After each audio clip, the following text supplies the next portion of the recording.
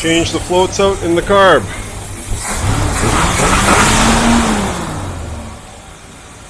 Not fine-tuned. Not sure why I got some smoke, but hey, she's my first carb rebuild.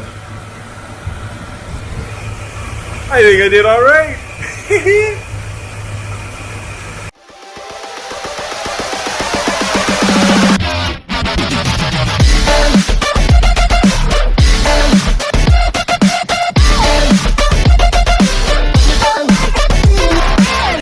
Okay, I got the Cougar going, guys. All I did was change the floats out because I thought that might have been my issue. I did pick up this to fine tune it, but I'm not going to mess with that right now. I got it running again. I want to take it out for a drive. I'm not sure if I'm going to do that today because the weather is unpredictable. But I want to take it for a drive to see what's going on before I start messing with this kit. So I'm happy, man. I'm very happy.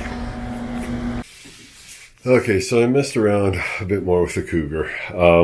Unfortunately, I was having a hard time of it. Turns out I ran out of gas. I think the gas was really low, so that's why I couldn't get it running, and I ended up flooding it in the end as well. So anyways, I went and got some gas, put some gas in it. I'm letting her all dry up for tonight, and I'll continue again tomorrow, and hopefully I can set it now that I have gas in the tank, because I got a feeling it was sputtering on air and gas as it was running out of gas while I was trying to set up the carb. You need gas to set up the carb. Anyways, we'll get back at it tomorrow. Okay, guys, I took the Cougar out for a little cruise. I'm not 100% happy with the way it's running, but it's running a lot better. It's definitely more responsive now that I rebuilt the carb. It does have more power too.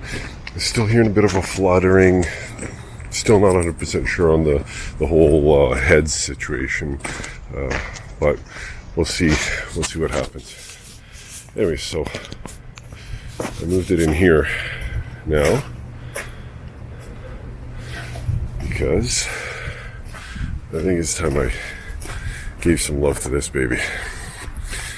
There's a few things I gotta fix on that, and it'll give me more room around the garage too. The only concern I got is